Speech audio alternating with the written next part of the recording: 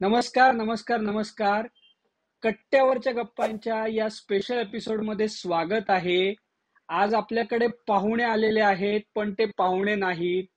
ते मूळचे स्पोर्ट्स कट्टाचाच भाग आहेत. ज्यांनी आणि अमोल कराडकरांनी हे म्हणजे अमोल कराडकर नेहमीच कन्सल्टंट होते, पण ज्यांनी अ, मूळ हे चॅनल चालू केलं, गौरव जोशी, ते आज आपल्याबरोबर ऑस्ट्रेलियातून भारत आणि ऑस्ट्रेलियातली रायव्हलरी या विषयावरती आपल्याशी गप्पा मारायला आलेले आहेत. गौरव, आम्हाला चॅनलवरती खूप जण खूप वेळा विचारतायत की गौरव जोशी कुठे आहेत, गौरव जोशी कुठे आहेत. तर स्वागत आहे स्पोर्ट्स कट्टाला तुमचं परत एकदा. अमोल कराडकर द हिंदूचे पत्रकार, तुमचंही स्वागत आहे. गौरव जोशी, ऑस्ट्रेलिया इंडिया जाऊ दे, तुम्ही एवढे दिवस कुठे होतात त्याचं उत्तर द्या, मग बाकीच्या गप्पांना सुरुवात.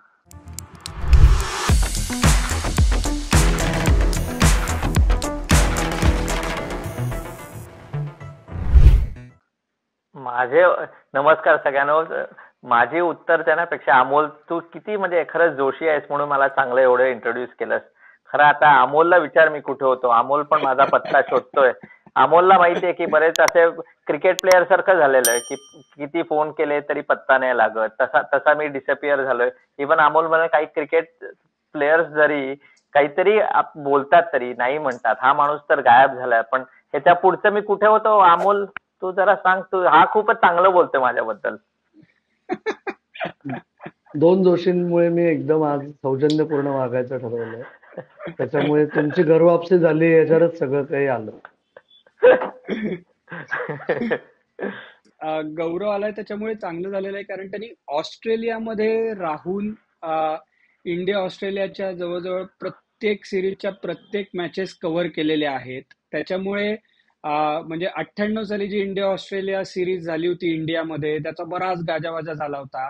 आणि त्याच्यानंतर 2001 ला जी फेमस 3 टेस्ट मॅचची सिरीज झाली, जिकडे आपण ऑस्ट्रेलियाच्या टेस्ट मॅचेस जिंकण्याचा विक्रम थांबवला. तर तिथपासून ते आत्ता 24 मधली जी आता सिरीज चालू होणार आहे. गौरव, तू काय बघतोस, कसं बघता तुम्ही दोघंही? म्हणजे आधी गौरव, तू उत्तर दे. सिरीजचं इंडिया जेव्हा इथे येते, म्हणजे मी आता 25-30 वर्ष बघतोय, शाळेपासून बघतोय, आता बघतोय. तर विचार कर की ह्या एक 2-4 दिवसापूर्वी सर्वात जो इथला मोठा न्यूजपेपर आहे डेली टेलिग्राफ, त्याच्यातलं मागच्या पानावर चक्क हिंदीमध्ये आलेलं, हिंदीमध्ये आर्टिकल लिहून आलेलं की इंडियन टीम आली आहे. म्हणजे कुठून पुढे हा देश गेलाय. 30 वर्षापूर्वी मला आठवतंय का 20 वर्षापूर्वी फोटोग्राफर आणि मी जेव्हा इंडियाची टीम आलेली तेव्हा त्या फोटोग्राफरला माहिती पण नव्हतं कुठला तेंडुलकर आहे. आणि ते विचारत होते हा कोण आहे, हा कोण आहे. आणि आता मागच्या पानावर हिंदीमध्ये विराट कोहलीचा लेख छापायला लागले. आता ह्या टेस्ट मॅचची तिकीट, सगळ्या टेस्ट मॅचची तिकीट विकलेली आहेत आणि त्याच्यातलं तुम्हाला दिसेलच टीव्हीवर 70-80% भारतीय असतील. 20 वर्षापूर्वी आदित्य तुला सांगतो की फार इथे भारतीय पॉप्युलेशन वाढत होती. आता तू विचार कर की ज्युनियर क्रिकेट पासनं ते कुठेतरी आता ऑफिसमध्ये बघितलं तरी ऑस्ट्रेलियन माणूस म्हणतो माझे आजूबाजूला 3-4 लोक असतात, त्याच्यातला एक माणूस इंडियनच असतो. त्यामुळे इंडिया ऑस्ट्रेलिया ही जी आपण रायव्हलरी म्हणतो, ही नुसतीच म्हणजे इन टर्म्स ऑफ मनी असं नाही, पण आणि ऑडियन्स नाही, पण खरंच ही इतकी मोठी झाली आहे की मला वाटतं ती ऍशेसच्याही पुढे गेलेली आहे. कारण इंडियन लोक पण ब्रिटिश लोकांपेक्षा इथे जास्त वाढलेले आहेत असं मला वाटतं. गौरव थांबला तिथून क्यू घेऊन. म्हणजे गेल्या 3 दशकात सर्वात यशस्वी क्रिकेटचा संघ कुठला? निर्विवादपणे ऑस्ट्रेलिया. सर्वात जास्त पैसा कुठल्या देशातून येतो? आणि सर्वात जास्त फॅन फॉलोईंग कुठल्या देशातला आहे? अर्थात भारत. आणि या दोन्ही देशांना, ऑस्ट्रेलियाला ऍटलिस्ट तो लेगसीवाला प्रकार होता. च्या पलीकडे ऑस्ट्रेलियन्सना कदाचित आता भारताकडे डोळे ठेवावे लागतात. पण इंग्लंडला ऍशेस संपली की पुढच्या ऍशेसचे प्रश्न सुरू होतात त्यांच्यासाठी. मध्ये जे काही होतं ते बोनस असतो किंवा निमित्त मात्र असतं. तसं भारताच्या दृष्टीने जेव्हापासून 89 साली पाकिस्तानचं खेळणं थांबलं, Bharat Pakistan bilateral test series थांबली, त्याच्यानंतर भारताला जर कुठला एखादा क्रिकेटच्या मैदानावरचा शत्रू म्हणजे ती जी रायव्हलरी क्रिएट करायची होती ना, तर ती बेस्ट टीमच्या अगेन्स्ट कम्पीट करणं ही प्लेयर्सची ईर्ष्या होती. तेंडुलकर गांगुलीच्या पिढीने ते करून दाखवलं, तिथपर्यंत जवळजवळ येऊन दाखवलं. आणि त्याच्यामुळे आपण बघतोय की त्या 2001च्या सिरीज पासून प्रत्येक सिरीज गणिक, जर क्रिकेट जगतात एक सिरीज ठरवायची असेल, मधला काही काळ मला असं वाटतं शेअरली क्वालिटीच्या दृष्टीने ऑस्ट्रेलिया साऊथ आफ्रिका त्या 2 किंवा 3 सिरीज मिड 2000s मध्ये थोड्या पुढे गेल्या होत्या. पण अदरवाईज या सिरीजला मॅच नाही. जरी भारतात आले, म्हणजे जरी ऑस्ट्रेलिया भारतात खेळलं तरी त्या सिरीजला तेवढंच फॉलोईंग जास्त असतं इतर सिरीजपेक्षा. आणि जेव्हा भारत जातो ऑस्ट्रेलियात, तेव्हा आता गौरवने सांगितलं त्याप्रमाणे दर 3 ते 4 वर्षागणिक त्या सिरीजचा सगळा डोलारा हा अजून जास्तीत जास्त वाढत चाललाय. त्याला कळस आलाय का, I am not too sure. हे कुठे थांबणार माहिती नाही. पण जोपर्यंत भारत पाकिस्तान एकमेकांची रेग्युलरली खेळत राहत नाही तोपर्यंत मात्र ही रायव्हलरी, जरी भारताने सपाटून मार खाल्ला 2011-12 सारखाच 2023-24ला, तरी पुढच्या सिरीजच्या वेळेस एवढाच त्याचा बिल्डअप फिअर्स असेल. बरं, निगेटिव्ह कोनोटेशननी एंड करण्याची काही गरज नव्हती, पण तो विषय वेगळा आहे. म्हणजे मी 98 सालची सिरीज का म्हटलं सुरुवातीला, कारण मी पेपर वाचायला लागलो किंवा मी हे वाचायला लागलो त्यावेळी सगळ्यात हाईप सिरीज ती 98ची होती, सचिन शेन वाली. आणि सचिननी प्रॅक्टिस मॅच मध्ये ऑस्ट्रेलिया विरुद्ध डबल सेंचुरी केली होती मुंबईसाठी खेळताना. राजेश पवारच्या विकेट्स होत्या. त्याच्यानंतर चेन्नईमध्ये पहिल्या इनिंग मध्ये लवकर आउट झाला, दुसऱ्या इनिंग मध्ये सेंचुरी झाली. तिथपासून म्हणजे म्हणजे मला असं वाटतं की या शत्रुत्वाचा किंवा या रायव्हलरीचा म्हणजे लक्ष्मण आणि द्रविडची ती पार्टनरशिप 2001ची तो विषय वेगळा, पण पायोनियर म्हणता येईल तो सचिन तेंडुलकरच म्हणता येईल. कारण त्यांनी म्हणजे शेन वॉन ला जो त्यांनी मारलं 98च्या सिरीज मध्ये, म्हणजे त्याला काही तोडच नव्हती. आणि ऑफ द फील्ड पण बघायला पाहिजे. कारण जसं मी ऑस्ट्रेलियात राहतोय गेले 30 वर्ष, की इंडिया म्हणलं की पहिला प्रश्न होता इंडिया म्हणजे तुला क्रिकेट आवडतं, क्रिकेट आवडतं म्हणजे तुला तेंडुलकर, तेवढंच माहिती होतं. बाकी पुढे काहीच माहिती नव्हतं. जसं 2003-4 आले तेव्हा मग थोडासा लक्ष्मण माहित झाला, द्रविड माहित झाला त्या पार्टनरशिप नंतर. 7-8 नंतर थोडस अरे इंडियाकडे पैसे असतात. म्हणजे गमतीचे विचार कर, मला एक जर्नलिस्ट जेव्हा मंकी गेट नंतर अमोलनी म्हणजे जास्त सिरीज ती म्हणजे बघितली आहे, कव्हर केली आहे, पण तेव्हा मला आठवतं एका म्हणजे रिपोर्टरनी मला विचारलं, India threatening to go back, who is this man Sharad Pawar. म्हणजे तिथपर्यंत, म्हणजे 10 वर्षापूर्वी तेंडुलकर आणि आता शरद पवारचं नाव ऑस्ट्रेलियन पेपरात मागे यायला लागलं, म्हणजे विचार कर.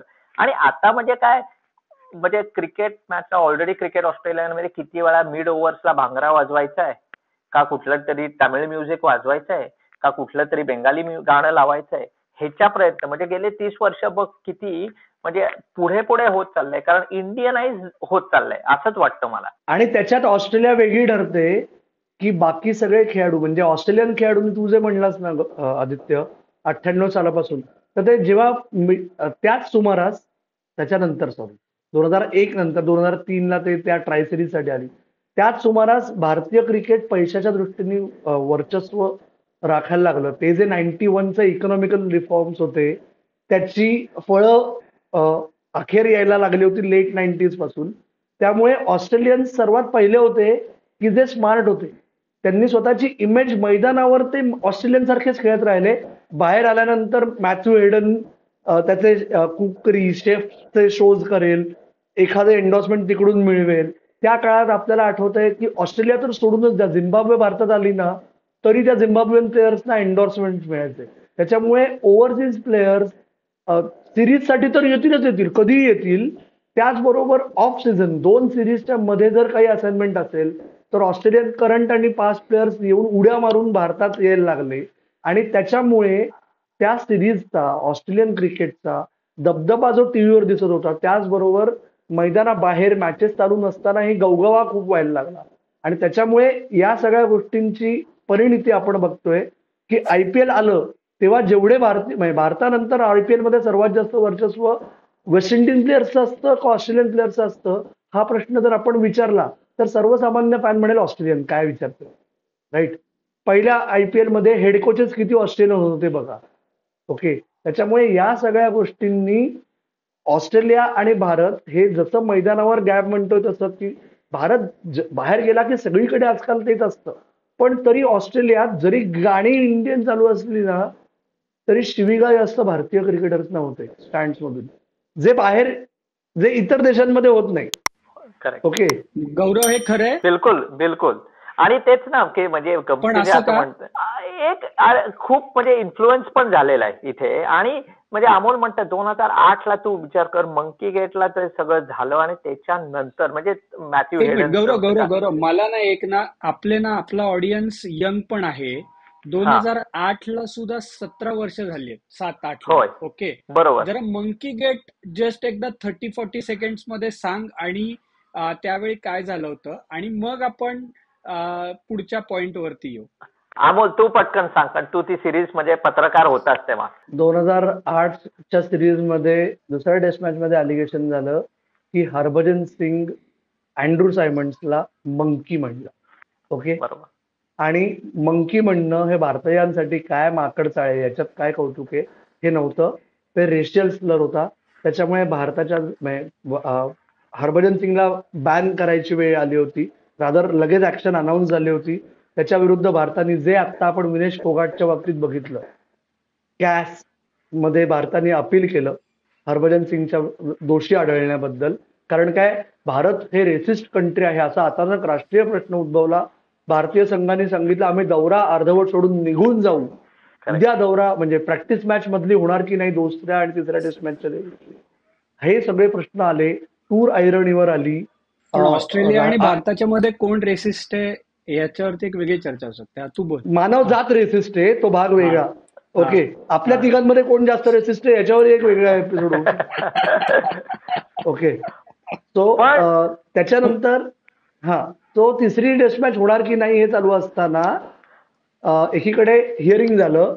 सचिन तेंडुलकरनी साक्ष दिली, जी काही ऑस्ट्रेलियन खेळाडू जे भारतात सर्वात पॉप्युलर आहेत त्यांनी स्वतःच्या आत्मचरित्रात सांगितलंय की सचिन खोटं बोलला. पण कोर्टात हे मान्य झालं की हरभजनला माकी म्हणायचं होतं, मंकी नव्हे. ओके, आणि तिथे त्या प्रकरणावर पडदा पडला. पण त्याच्यानंतरची पुढची टेस्ट मॅच अत्यंत वादावादाची झाली, ज्याच्याबद्दल काय सांगते. नाही, आणि वादावादी झाली, इंडिया जिंकली. पण मुख्य हे आहे की तेव्हा इंडियाकडे तेवढी पॉवर आली हे बऱ्याच म्हणजे ऑस्ट्रेलियन लोकांना किंवा जे पूर्वीचं राज्य होतं म्हणजे इंग्लंड आणि ऑस्ट्रेलियाचं, आणि आता इंडिया वर होती क्रिकेटचं, ते पचलं नाही. असं पण एक गोष्ट आहे. कारण अँड्रू सायमंड्स चक्क सांगतो की मी ऐकलं तरी ऑस्ट्रेलियन क्रिकेट बोर्डनी त्यांच्या प्लेयरना सपोर्ट न करून BCCIची थोडीशी साथ दिली आणि सांगितलं विसरा रे, पुढे जाऊया. कारण इंडिया जर ऑस्ट्रेलियात आली नाही तर किती म्हणजे पैसे वाया जातील किंवा प्रॉफिट नाही होणार ह्याची कल्पना होत होती. IPL घडणार होतं. पण खरंच तू म्हणतोस तसं हे 8,000 टर्निंग पॉइंट होता. त्याच्यानंतर मग काय झालं, अरे इंडियात जायचं ऑस्ट्रेलियन प्लेयर्सना म्हणजे अरे कुठे हॉटेलमध्ये डास चावणार, असं पाणी नाही प्यायचं, त्यांनी हे होतं, डेली बेली, हे कारणं होती. पण 2008 ला IPL मध्ये लक्झरी रूम्स मध्ये राहिल्यानंतर ऑस्ट्रेलियन प्लेयर म्हणायला लागले ऑस्ट्रेलियाचे हॉटेल्स बेकार आहेत, मला IPL ला इंडियात जाऊन राहायचंय. आणि जसं अमोल म्हणाला त्या पण त्यांचं इकडे एंडोर्समेंट बदलले, ते जास्त ऍडव्हर्टाईज करायला लागले की अरे इंडिया कसला भारी देश आहे. आणि एक सांगतो की म्हणजे ऑस्ट्रेलिया आणि इंडियाचे संबंध लोकांमध्ये चांगले राहिले. पण खरं म्हणलं ना, रायव्हलरीकडे परत यायला की ऑस्ट्रेलियामधल्या क्रिकेटिंग दुश्मन कोण, तर ऑस्ट्रेलिया. आणि एकच फक्त याच्यात ऍड करण्यासारखी गोष्ट माझ्या दृष्टीने आहे की तसे होलपट व्हायला सुरुवात झाली ना, आणि त्याची एक आपल्याला दिसतं की ऑस्ट्रेलियात फ्लॅट पिचेस जास्त मिळायला लागले भारत जात होते. कारण काय, भारताची टेस्ट मॅच शक्य तेवढ्या जास्त काळ चालायला पाहिजे. आज भारतात ब्रॉडकास्टरचं जे डील असतं ना ते इतर देशांमध्ये नसतं. भारतात एका मॅचला काही जर तरी ब्रॉडकास्टर सेट पैसे तेवढेच देतो. मॅच 2 दिवस चालली काय किंवा 5 दिवस चालली काय, गेट रिसिट्सनी भारतात फरक पडत नाही, म्हणजे तिकिटांच्या पैशांनी. ओके, जे ऑस्ट्रेलिया सारख्या देशात नाहीये. त्याच्यामुळे 2003-04 ला आपण बघितलं तर 1999-2000 ला भारताची जी झोपडी झाली होती ऑस्ट्रेलियामध्ये, त्याच्यानंतर 2003-04ला एकदम फ्लॅट डेक्स होते. 7-8ला इव्हन होतं. ओके, 11-12ला झोपडी झाल्यानंतर 14-15ला परत एकदम फ्लॅट डेक्स होते. राईट.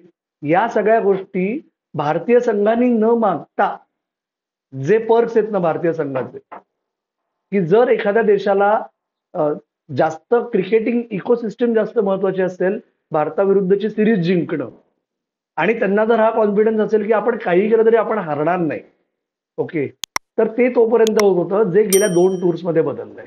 त्यामुळे यावेळेस काय वाढून ठेवलंय आय एम नॉट टू.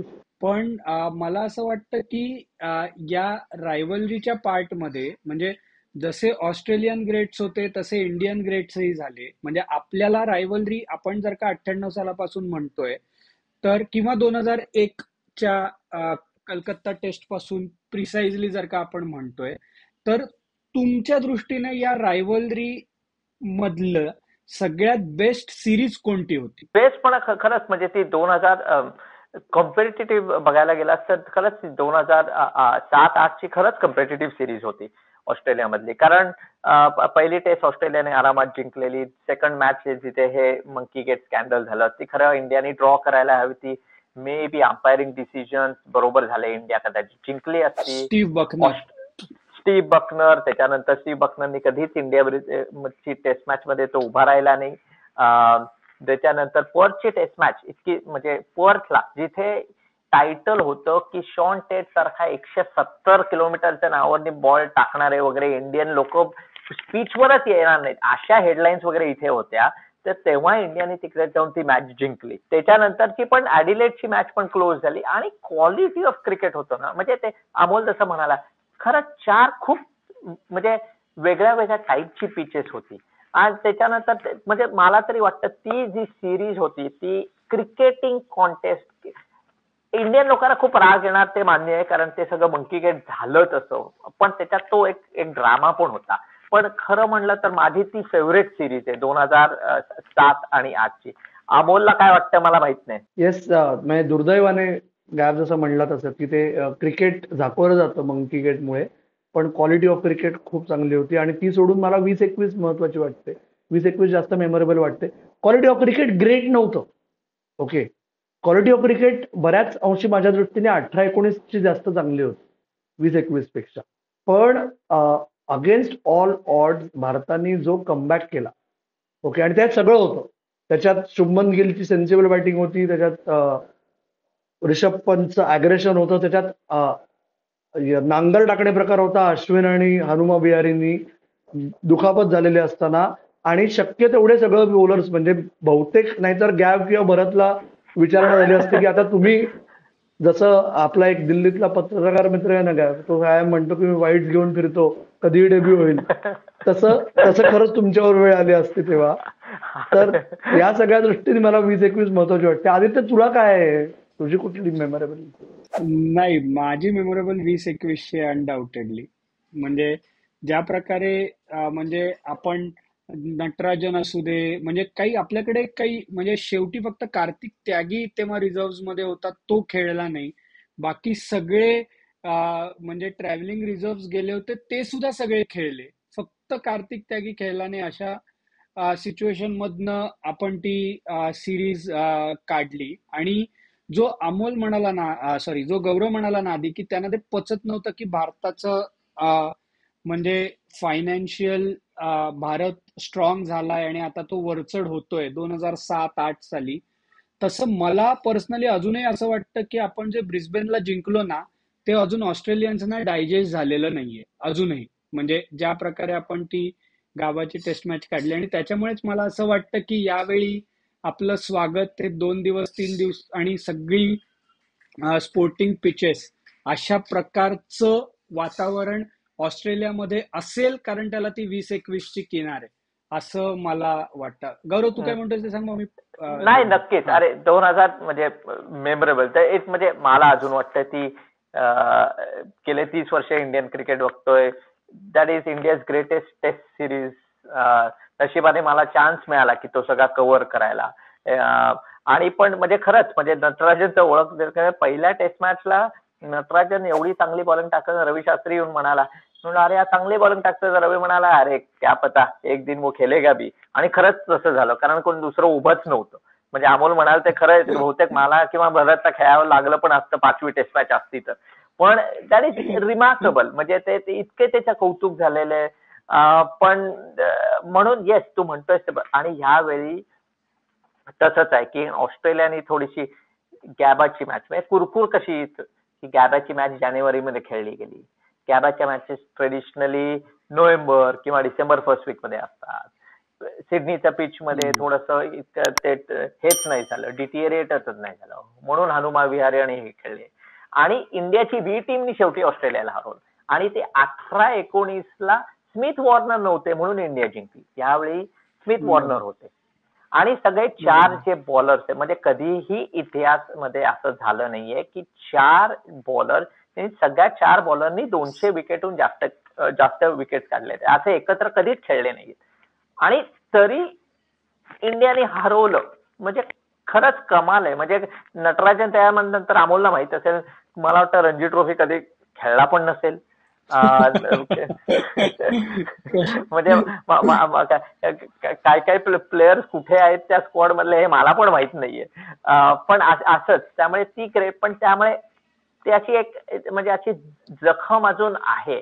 आणि तू म्हणालास ते म्हणजे खरंच चांगला पॉइंट मारला की स्पोर्टिंग पिचेस म्हणून यावेळी पहिले पर्थलाच खेळा, मग ॲडिलेडला जिथे डे नाईटला ऑस्ट्रेलिया हरलीच नाहीये, मग ब्रिस्बेनला जा आणि मग जिथे मेलबर्न आणि सिडनी म्हणजे तिथे ईस्ट कोस्टला त्यातल्या पिचेस मध्ये दम नसतो, इंडिया कम्पिटिटिव्ह असते, तिकडे आणा. हे म्हणजे थोडंसं असं भाजलेलं आहे असं नक्की आहे. त्यामुळे ही सिरीजला म्हणजे इंडियाला बोलवतायत या या या आणि असं उत्साह करतं म्हणजे असं करणार आहेत. पण मला वाटतं कुठेतरी behind the scene Australian players खुश आहेत की आम्हाला म्हणजे स्वागत करूया पण शेवटी जेवण वगैरे आपणच जेवायला घालूया असं. कारण आपण या रायव्हलरीमध्ये एक सिरीज मला वाटतं की आपण बोलायला हवं. त्याच्यामुळे इंडियन क्रिकेटमध्ये उलथापालथ झाली जेव्हा ऍडम गिलक्रिस्टच्या कॅप्टन्सीखाली अल्टिमेटली ऑस्ट्रेलियानी भारतात हरवलं.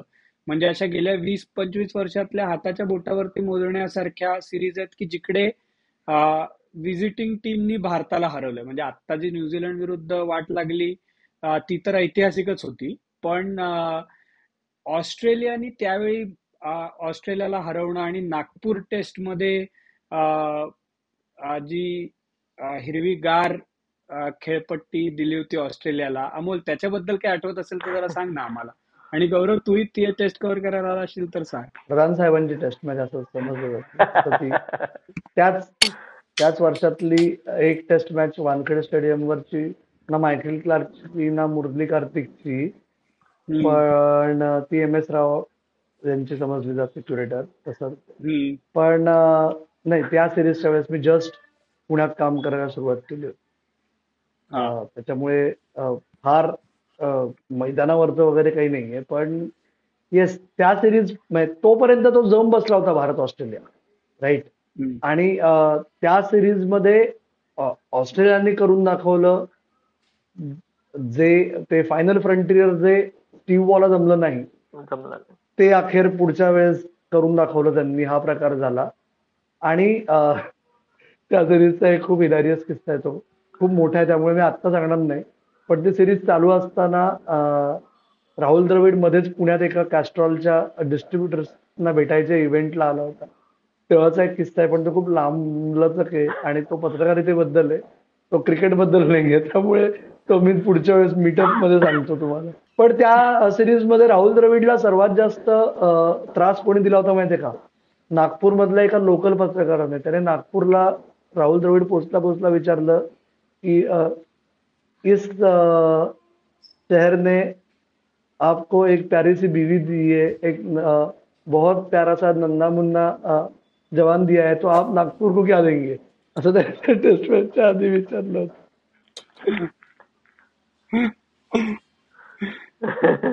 आपण मग ते त्याच्या बदल्यात ऑस्ट्रेलियालाच ती टेस्ट मॅच गिफ्ट दिली आणि त्यांना आनंदाने परत पाठवलं. पण ती गिलक्रिस्टची one of the greatest achievement होती. पॉन्टिंग का नव्हता कॅप्टन मला आठवत नाही. बहुतेक दुखापतग्रस्त झाला होता पॉन्टिकचे म्हणून चॅम्पियन्स ट्रॉफी ते हा त्याच्या त्या सिरीज मध्ये 2004 चॅम्पियन्स ट्रॉफी मध्ये रिकी पॉन्टिंगचं बोट फ्रॅक्चर झालेलं स्लिप मध्ये कॅच घेताना, म्हणून तो नव्हता. म्हणजे आयत्या वेळी सिरीजचा म्हणजे कॅप्टन बदलला की फायदा होतो. म्हणजे टॉम लथम विलियमसनच्या ऐवजी आणि पॉन्टिंगच्या ऐवजी गिलक्रिस्ट. म्हणजे पुढच्या म्हणजे विजिटिंग टीमनी हा प्रयत्न करायला हरकत नाही की कॅप्टन आयत्या वेळी बदला असं. एक मिनिट अमोल, म्हणजे हा ब्रेकिंग न्यूज येतो का जसप्रीत बुमराह 5 टेस्ट तिथे करणार आहे? ते आता त्यालाच विचार, दोघे जण त्याचे रोहित शर्मा करिअर मध्ये कधीच ऑस्ट्रेलियातली फुल सिरीज खेळणार नाही म्हणजे. एक्झॅक्टली. आणि काय होतं माहितीये, ऑस्ट्रेलियात आलं की तिकडे म्हणजे त्याला इंडियात परत यावं लागतं ऑफकोर्स खुशीच्या बातमीसाठी. त्याच्याबद्दल मी आता बोलत नाही कारण लोक गायब होतात, हे मी पण मान्य करायला पाहिजे. नाही, पण आता या सिरीज कडनं तुमच्या काय अपेक्षा? म्हणजे आपण ते स्पोर्टिंग विकेट असतील हे म्हटलं, पण इन जनरल. आणि मला दुसरं या प्रश्नाकडे याच्या आधी एक सांगायचं आहे की आपण स्पोर्ट्स कट्टावरती ना जे आता आपण बोललो इंडिया ऑस्ट्रेलियाच्या रायव्हलरी बद्दल, त्याच्यावरती ना गौरव जोशीनी खूप छान एक सिरीज केलेली आहे की भारत आणि ऑस्ट्रेलियातलं क्रिकेट मॅचेस आणि ऑस्ट्रेलियातलं भारताकडे बघण्याचा दृष्टिकोन हा कसा बदलत गेला ही आपल्याकडे आहे. तर तुम्हाला त्याची लिंक पण देतो, पण नक्की ती तुम्ही बघा. त्याचा गौरव, शेवटचा आठवतंय एपिसोड का तू अजूनही केलीस? वाट बघतोय आपण पण.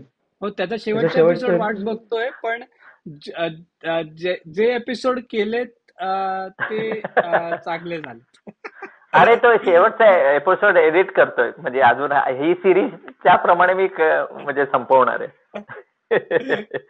गौरव, या सिरीज कडनं काय अपेक्षा आहेत? क्रिकेट बद्दल बोलायचं तर अपेक्षा आहेत, पण खरं सांग, तू आता म्हणालास 2000 21च्या वेळी ते घडून झालंय, त्याच्यापेक्षा अजून त्याच्याहून ग्रेट सिरीज होऊच नाही शकत. म्हणजे ऑस्ट्रेलिया किती जरी इंडियाने मिरेकल्स जिंकली ही सिरीज, मला नाही वाटत जिंकेल, पण जिंकली तर मला नाही वाटत त्या सिरीज बरोबर कम्पेअर करता येईल. कारण ही शेवटी इंडियाची ए टीम म्हणावी किंवा ए प्लस टीम तरी म्हणावी लागते. अवघड आहे मला वाटतं. फक्त एक ऍडव्हान्टेज आहे की मला ऑस्ट्रेलियाच्या बाजूने सांग. म्हणजे जे लोक म्हणतात ना की इंडियाला सिरीज अवघड आहे वगैरे, मला विचारायचं आहे पॅट कमिन्स हेझलवूड हे म्हणजे याच्या पलीकडे ऑस्ट्रेलिया जाणार आहे का, हा एक प्रश्न. आणि दुसरा प्रश्न म्हणजे लोक म्हणतात की इंडियाचा ओपनर फिक्स नाहीये, मिडल ऑर्डर मध्ये हा प्रॉब्लेम आहे, 11 मधले 6च प्लेअर किंवा 7च प्लेअर आता फिक्स्ड आहेत, अजून 5 प्लेअर फिक्स नाहीयेत. ऑस्ट्रेलियामध्ये काय 11चे 8 फिक्स्ड आहेत, म्हणजे काय 9 फिक्स्ड असतील, पण ऑस्ट्रेलियामध्ये म्हणजे प्रॉब्लेम आहेच ना. प्रॉब्लेम तर नक्कीच आहे. मार्नस लॅबुशेननी गेले 7 टेस्ट मॅच मध्ये त्याचा ऍव्हरेज 28 आहे. स्टीव्ह स्मिथ जो पूर्वीचा बॅट्समन होता तसा नाहीये. डेव्हिड वॉर्नर रिटायर झालाय. उस्मान खवाजा पण 38 वर्षाचा आहे, तो पण सारखा रोहित शर्मा सारखाच त्याच्यावर डाऊट आहे, फक्त तो थोडे रन करतोय. ट्रॅव्हल्स हेड आणि मिचेल मार्शनी गेल्या 12 महिने बघायचं तर त्यांच्या दोघात मिळून फक्त 1 सेंचुरी आहे. त्यामुळे खूप प्रश्न आहेत. आणि फक्त एक चांगलं की 4 ते मेन जे आपण फास्ट बॉलर्स म्हणतो, 3 फास्ट बॉलर्स आणि नेथन लायन ते आहेत, पण सगळ्यांची वय पण वाढतायत. आणि शेवटी पॅट कमिन्स सारखा माणूस आपण म्हणतोय की इंडिया ऑस्ट्रेलिया रायव्हलरी आहे, आणि मी कॅन यू बिलीव्ह इट की मी इंडियाला अजून हरवूच शकलो नाहीये माझ्या देशात. त्यामुळे त्याला पण ती जखम आहे. आणि नेथन लायन सगळ्यांना वाटतं ना, कारण तेव्हा 14-15ची सिरीज होती, तसे हेझलवूडचा तेव्हा डेब्यू होता, लायन तसा नवीन होता. पण जेव्हा ही रायव्हलरी अजून वाढत गेली, त्यांनी स्वतःच्या मैदानात येऊन इंडियाने 2 वेळा थोबाडीत मारली आहे. हे जखम आहे. त्यामुळे ऑस्ट्रेलिया डाऊट आहेत. व्यवस्थित मला वाटतं ऑस्ट्रेलियाने स्केड्यूल बनवल्यामुळे मला वाटतं ऑस्ट्रेलिया डॉमिनेट करेल असे माझे वाटतंय. पण 2021 नंतर मी काही म्हणू शकत नाही. मला राहून वाटतंय की ऑन पेपर जर तुम्ही बघितलं ना, 2 टीम स्टार्टिंग 11 बघितले, 12 बघितले, 13 बघितले, आणि जर तुमचा करंट फॉर्म कम्पेअर केला आणि टीमचा बॅलन्स ओव्हरऑल कम्पेअर केला, तर मला भीती वाटतेय की ही सिरीज 18-19 किंवा 20-21 पेक्षा 11-12च्या जवळ जाईल. म्हणजे अमोल त्या सिरीज नंतर इथे आला होता, पण अमोलनी पण ते बरेचसे कधी रिटायर व्हायचं, कोणी रिटायर व्हायचे हे भरपूर आर्टिकल्स लिहिलेले असतील आणि ते बरेचसे त्याचे सोर्सेस भरपूर आहेत. त्यामुळे होपफुली असं व्हायला नको की ही रिटायरमेंट सिरीज आणि 5-0 हरावी. पण राईट. आणि भारतीय क्रिकेट पुन्हा एकदा कात टाकायच्या मार्गावर आहे. ती कात टाकणं ही नाईलाजास्तव होऊ नये, बाय चॉईस व्हावं अशी माझी इच्छा आहे, एक क्रीडा चाहता म्हणून. ओके. पण जे समोर वाढून ठेवलंय त्यावरून फार आशावादी आत्ता मी राहू शकत नाही. पण होपफुली जसं मी कायम म्हणतो की तुमच्याकडे स्पोर्ट्स कट्टावर आल्यानंतर माझ्यातला निस्सीम क्रिकेट फॅन वगैरे जागा होतो प्रकार. तर तसं झाल्यानंतर लेट्स होप आदित्य जोशींचा जे काय त्यांची इच्छा आहे ती सगळी पूर्ण हो. काय इच्छा आहे तुमची? नाही नाही, मला तुम्ही जे आता दोघांनी म्हणालात ना, की मला फक्त त्याच्यात एवढंच वाटतंय की 17-18 असू दे किंवा काय 20-21 असू दे, आपण जेव्हा दोन्ही वेळेला जिंकलेलो आहोत तेव्हा ना आपल्याकडे टेस्ट मॅचचं टेम्परमेंट होतं आणि एक टेम्पलेट होतं की जे आपण फॉलो करत होतो. म्हणजे विराट कोहली कॅप्टन होता, बॉलर्सना पूर्ण बॅकिंग होतं आणि आपलं 20 विकेट काढण्याच्या आपण कंटिन्युअस मागे होतो. तर हे दोन्ही वेळा आपण ऑस्ट्रेलियात सक्सेसफुली 20 विकेट काढणं केलं, म्हणून आपण ऑस्ट्रेलियात सक्सेसफुल झालो त्या दोन्ही सिरीजमध्ये. आणि मला वाटतं की ते खूप महत्वाचं होतं. मला फक्त आता यावेळी तोच एक डाऊट आहे की म्हणजे गौतम गंभीर या सगळ्या गोष्टींकडे कशा पद्धतीने बघतो आणि एकदा आपण सिरीजमध्ये मागे पडल्यावरती घाईघाईत काही निर्णय घेतले जातात का, आपण काय करतो. म्हणून मला जर का आपली बॉलिंग चांगली चालायला लागली आणि जर का बॉलिंग सेट झाली आपली निदान दुसऱ्या टेस्ट मॅच मध्ये, तर आपण तुम्ही म्हणताय तसं 5-0 वगैरे होईल असं मला वाटत नाही आणि आपण कॉम्पिटेटिव्ह राहू असं मला वाटतं. आणि आपण कॉम्पिटेटिव्ह राहिलो ना तर मग काही होऊ शकतं. कॉम्पिटेटिव्ह राहणं महत्वाचं. आपण 14-15 म्हणजे जी धोनीच्या रिटायरमेंट वाली सिरीज होती ना, तिकडे आपण सिरीज हरलो होतो पण आपण कॉम्पिटेटिव्ह होतो. तर म्हणजे त्याच्यानंतर त्याचं 17-18 आणि 20-21ला त्याची फळं मिळाली, कारण 14-15लाही आपण विराट कोहली कॅप्टन झाल्यानंतर विकेट्स घ्यायला लागलं होतं त्यांच्या. तर जर का आपल्या बॉलर्सने तिकडे डॉमिनेट करायला सुरुवात केली ना, तर मग आपण कॉम्पिटेटिव्ह राहू आणि मग रिझल्ट काही लागू शकतो. आता तुम्ही म्हणताय तसं आपण आता टेक्निकली मागे आहोत हे नक्की. काय आता म्हणजे तुझ्याकडे प्रखर काही तुझ्याकडे जाता काही बातमी आहे का, शामी जाईल का दुसऱ्या टेस्ट मॅच साठी तरी, म्हणजे दुसऱ्या टेस्ट मॅच पासून साठी शक्यता आहे? अशी म्हणजे आपण रेकॉर्ड करताना वदंता चालू आहे की कदाचित शामी पर्थ मध्ये जॉईन करेल संघाला. ओके. आणि तिकडे तो 10 दिवस कसा शेप होतोय त्यावर ठरवतील की तो दुसरी टेस्ट मॅच चा चान्स घ्यायचा की दुसरी नाही तरी म्हणजे अमोल आज इंडिया पोहोचल्यानंतर काय काय माझ्या कानावर पडतंय ते बहुतेक की पुढले 2 टेस्ट मॅच नंतर थोडासा गॅप जरी असेल तरी त्याला ब्रिस्बेन साठी तयार नक्की ठेवायचंय. म्हणजे थोडस बुमरा आणि सिराजच्या थोडं ह्या पहिल्या 2 टेस्ट मॅच पुश करायला ते तयार आहेत. ह्याचा म्हणजे थोडस जास्त ओव्हर टाकलं तरी चालणार आहे अश्युमिंग शामी दॅट. कारण तिसरा सीमरचा त्यांना प्रॉब्लेम आहे, कारण आकाशदीप तेवढा खेळला नाहीये आणि हर्षित राणाबद्दल मी कधी अजून बघितलं नाहीये. त्यामुळे कोण खेळणार त्याच्यानंतर. नाही, प्रसिद्ध कृष्णाला विसरू नकोस. प्रसिद्ध कृष्णा म्हणजे खेळू शकतो, म्हणजे you never know, the third pace bowler. Natarajan 4थी टेस्ट मॅच खेळू शकतो तर कोणी खेळू शकतो. आणि प्रसिद्ध कृष्णाने के.एल. राहुलला दुखापतग्रस्त करून भारतीय क्रिकेटचे प्रॉब्लेम्स वाढवलेत का सोडवलेत हा प्रश्न माझ्या मते तुम्ही कमेंट्स मध्ये उत्तर जास्त चांगली. म्हणजे अमोल तू रणजी ट्रॉफी खूप बघतोस, कोणाला मी ओपनली एवढं क्रिटिसाइज करू नये, पण जर ईश्वरन जर पहिली टेस्ट मॅच खेळला तर खरंच डोमेस्टिक क्रिकेट इंडियामध्ये एवढं वाईट आहे का? खरंच पृथ्वी शॉ एवढा अनफिट आहे? पृथ्वी शॉ मुंबईमध्ये नाहीये. पृथ्वी शॉ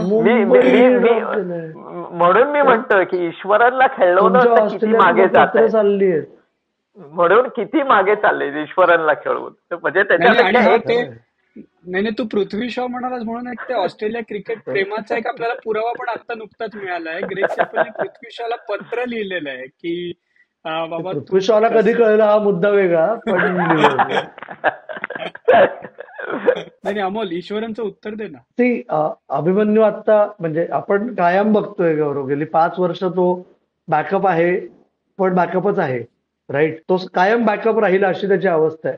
तर ते कसं आहे, डोमेस्टिक परफॉर्मन्स रिवॉर्ड करणं, पण तिकडे गेल्यानंतर बाकीचे कन्व्हिन्स म्हणजे एकामागून एक, जसं एकामागून एक टीम मॅनेजमेंट के एल राहुलवर भिस्त दाखवतं ना, तसं एकामागून एक टीम मॅनेजमेंट म्हणतं की अरे नाही रिस्क घेऊ शकत. ओके, तर त्याच्यामुळे आणि अभिमन्यूच्या बाबतीत असं झालंय की त्याचं बॅडलक असं झालंय की या सगळ्या गोष्टींना, बाकीच्या दुखापती, अनअवेलेबिलिटीला भारतात टेस्ट मॅच असताना नाही झाल्या. त्यामुळे अजूनही त्याला जे करणं शक्य ते सगळं त्यांनी केलंय. पण त्याच्या पलीकडे आत्ता तरी ओपनर्सच्या दृष्टीने अभिमन्यू नंतर कोण ऑप्शन आहे? ऋतुराज गायकवाड. ऋतुराज गायकवाड ऑस्ट्रेलिया मध्ये तू कॉमेंट्री करताना छान डिस्क्राईब केलंस खरं तर. म्हणजे त्याच्यातही आत्ता लगेच ऑप्शन्स कोणी आहेत का? नाही. त्याच्यामुळे के एल राहुल फक्त होप करायचं की आजचा जो एल्बोचा झटका आहे तो खूप तीव्र नसावा. बरोबर आहे. म्हणजे तेच माझं उत्तर करतं की ईश्वर आणि अमोल जसं म्हणाला, रिवॉर्ड करायला, पण मग टूरवर कोण आहे असं? म्हणजे के एल राहुल हा, आता समजा के आहे, एल पण राहुल नसला, ईश्वरनला पण खेळवायचं नाहीये, रोहित नाहीये, तर कोण ओपनर? म्हणजे मी तर म्हणेन शुभमन गिलला का नाही करायचं? अमोलला कदाचित एक कानावर माझ्या कानावर कधी आलेलं आहे की जो आता कोच आहे त्यांनी एक महान क्रिकेटरला एक कानात एक विचारलंय पण हळूच की तू तू 3 नंबरला बॅटिंग करशील का? पण त्याचं उत्तर अजून त्याला मिळालं नाहीये. म्हणून आणि त्यांना पुढचा विचार खूप करायचा आहे, म्हणून गिलला त्याला 3 नंबरवरच ठेवायचंय.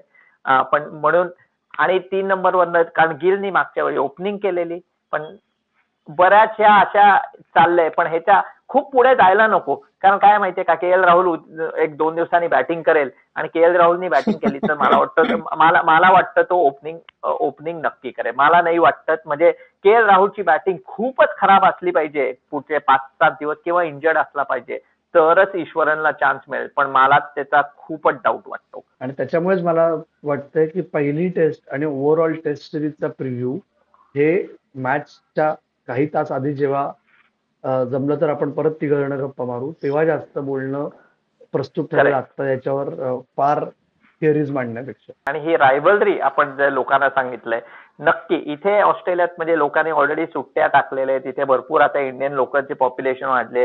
पुढल्या शुक्रवारी अर्धे काय 100% लोक वर्क फ्रॉम होम असणार आहेत. कारण मी जसं मग आपण म्हणलं तसं की दुश्मनी कोण असते, तर क्रिकेटवरची दुश्मनी म्हणजे जरी इथले भारतीय लोक ऑस्ट्रेलियाला हरवा, म्हणजे इंडियातल्या लोकांना जर पाकिस्तान बद्दल वाटत, पण इथल्या लोकांना ऑस्ट्रेलिया इंडियाची रायव्हलरी सारखं काहीच नाही. आता ऍशेस पण मला खरंच वाटतं मागे पडायला लागले. कारण ऍशेस इंग्लंड इथे आली की मार खाते, इंडिया इथे आले ऑस्ट्रेलियाला मार खाऊन परत जाते. म्हणून ही रायव्हलरी तर अजून वाढत चालली. पण पर्थला सुद्धा एवढे इंडियन्स आहेत गौरव? आहेत, भरपूर आहेत. सिडनी आणि मेलबर्न आणि ॲडिलेड एवढे नाही आहेत, पण जरूर आहेत. म्हणजे ग्राउंडला आता बघतील, खूप मोठं ग्राउंड आहे. आणि थोडा होम सपोर्ट कमी असेल, नो डाऊट अबाउट इट. म्हणजे जसे मी म्हणलं, स्पोर्टिंग पिचेस खूप विचार केलेला आहे. आणि क्रिकेट ऑस्ट्रेलियाने पण हुशारीप्रमाणे हे प्रपोज केलं इंडियाला. पर्थची टेस्ट मॅच दुपारी 1:30 इंडिया दिवसभर म्हणजे 5ला पहाटे उठावं लागणार नाही, 9ला उठला तरी मॅच दिसेल. दुसरी टेस्ट मॅच पण सकाळी 9ला उठला तरी ॲडिलेडची मॅच दिसेल. म्हणजे बेसिकली 2-0 झाल्यानंतर तुम्हाला पहाटे 5ला उठायला नको अमोल. काय कॉन्फिडन्स आहे अरे, काय कॉन्फिडन्स आहे, क्या बात आहे. किंवा 2-0 असेल तर 5ला उठा. पण इकडे बीसीसीआयला काही फार हे नाही. बीसीसीआयने पर्ट टेस्ट आणि ऑक्शन एकत्र ठेवलंय. किंवा त्यांना कॉन्फिडन्स आहे की 2 दिवसात पर्ट टेस्ट मॅच संपणार आहे. हो बघ ना. आणि ऑस्ट्रेलियातला असिस्टंट कोच डॅनियल व्हिक्टोरी तो त्या टेस्ट मॅचला नसून सौदी अरेबियात चाललाय. म्हणजे बघ. आणि तुम्ही इथे टेस्ट क्रिकेट रायव्हलरी बद्दल 40 मिनिटं वाया घालवली.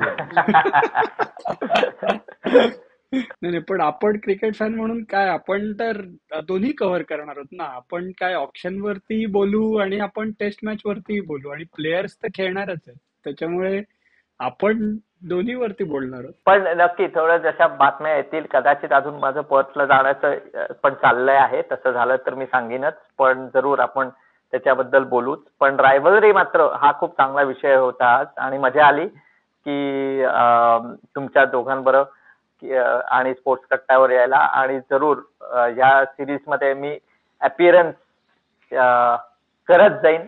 असं अमोलने हे शब्द ऐकलेले, तो अमोल काय हो नाही काही म्हणणार नाही. पण मजा येईल. इथलं वातावरण कसं आहे आपल्या सगळ्या इंडियातल्या सगळ्या आपल्या ऑडियन्सला सांगायला. नाही गौरव, तुला जेव्हा वेळ असेल तेव्हा मेसेज कर, आम्ही तयार आहोत. त्याच्यामुळे तुला जेव्हा वेळ असेल तेव्हा फक्त मेसेज कर. तुला डायरेक्ट एपिसोडला घेऊ आपण इमिजिएटली. पण या सिरीजला मजा येणार आहे आणि तिकडनं जर का तू आम्हाला पर्स्पेक्टिव्ह देऊ शकलास त्या सिरीजचा तर खरंच मजा येईल. सो जेवढं जास्ती येता येईल तेवढा प्रयत्न कर. आणि जरूर. आज आलास त्याच्याबद्दल जेन्युइनली थँक्यू. हा एपिसोड कसा वाटला, रायव्हलरी बद्दल काय तुमचं ओपिनियन आहे ते पण आम्हाला कमेंट्स मध्ये सांगा. आणि जी मी म्हटलं गौरवनी सिरीज केलेली आहे त्याचा लास्ट एपिसोड या सिरीज नंतर तो आपल्याला देणार आहे गौरवनी केलेल्या सिरीजचा. त्याचेही आतापर्यंतचे एपिसोड बघा. आत्ता मात्र आम्ही थांबतो. तुम्ही मात्र ऐकत राहा, बघत राहा आणि आमची वाट पाहत राहा. धन्यवाद.